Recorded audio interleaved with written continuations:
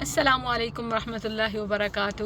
ہیں الحمدللہ going to Lahore, اور یہاں امی جان کی ریفریشمنٹ کے لیے بریک لگی. اللہ عز و جل ہم سب کو حلال طیب رزق نصیب فرمائے اور آخرت کے عمدہ رزق بھی، اور اس عمدہ اور باعزت رزق کو پانے کے لیے پھر رب کی راہ میں بھی نکلنا پڑتا ہے.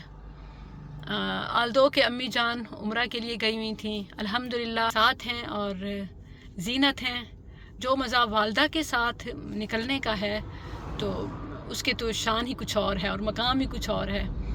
ان کی اپنی ہی برکتیں ہوتی ہیں، رب کے دیے ہوئے تحفے ہیں. اللہ عز و جل جن کے والدین حیات ہیں انہیں زندگی نصیب فرمائے، صحت و عافیت نصیب فرمائے، اولاد کی خوشیاں نصیب فرمائے.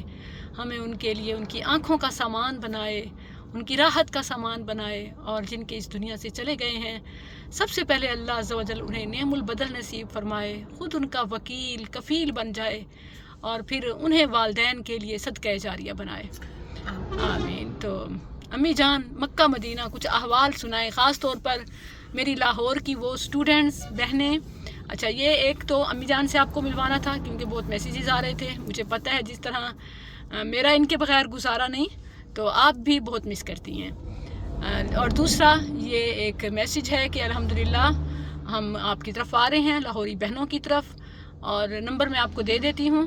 اگر آپ اپنے کسی سیشن کے لیے انوائٹ کرنا چاہیں، بک کرنا چاہیں، تو آپ اس پر واٹس ایپ رابطہ کریں 031166444949.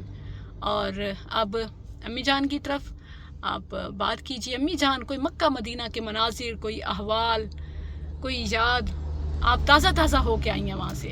السلام علیکم ورحمۃ اللہ وبرکاتہ. اللہ سے میری یہ دعا ہے کہ اللہ جس طرح میرے اوپر اللہ نے کرم فرمایا ہے، مجھے اپنی رحمت کے مرکز میں جو دن میری زندگی کے گزرے ہیں میں بتا نہیں سکتی کتنے پر لطف، پر امن، پر سکون گزرے ہیں. اس طرح میری بہنوں کو، بیٹیوں کو، ماؤں کو بھی اللہ نصیب فرمائے. تو دل تو بھرتا نہیں ہے، آنے کو دل ہی نہیں کرتا تھا، ایسے اپنے آپ کو دھکا دے کے وہاں سے نکلی ہوں.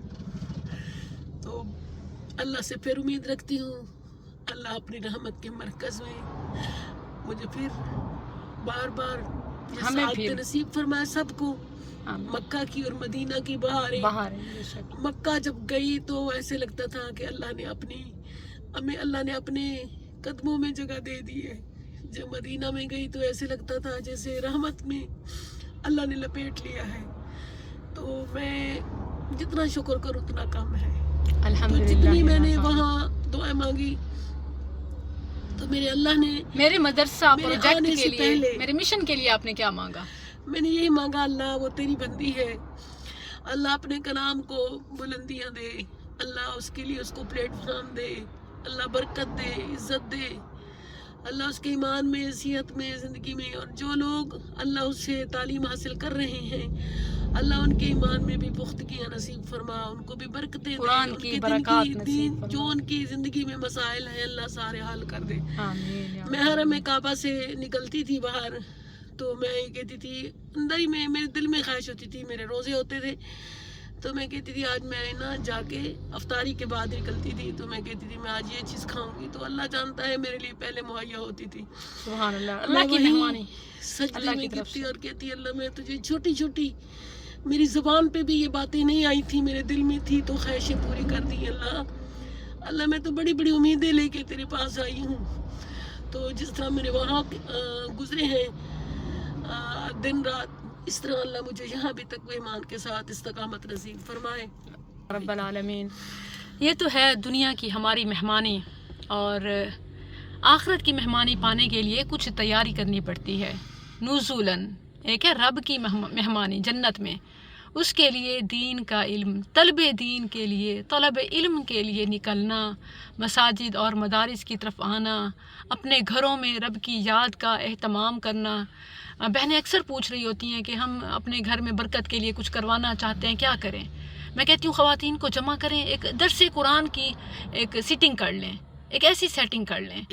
تو ایک ایسے ہے کہ سبحان اللہ، اللہ عز و جل قرآن کریم میں فرماتا ہے کہ فی بیوتن، ان گھروں کی مثال کہ جن میں اللہ کا ذکر کیا جاتا ہے، کیسے مبارک مثال ہے۔ سورہ النور میں آپ دیکھیں اس بات کا تذکرہ، جن گھروں میں رب کی یاد کا اہتمام ہوتا ہے، اللہ کی رحمتوں کا نزول ہوتا ہے، وہ النور کے مراکز بن جاتے ہیں۔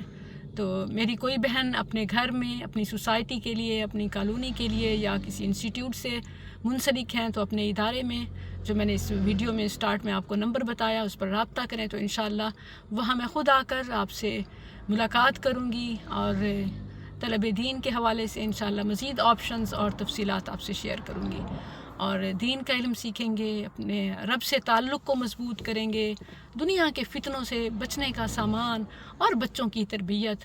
اللہ عز و جل انہیں ہماری آنکھوں کی ٹھنڈک بنائے۔ ماؤں کا تو اب بس مشن یہی ہونا چاہیے کہ خود اپنے آپ کو اور اپنے اہل و عیال کو جہنم کی آگ سے بچا لیں۔ آمین یا رب العالمین۔ انشاءاللہ ملتے ہیں لاہور میں۔ جزاکم اللہ۔ السلام علیکم۔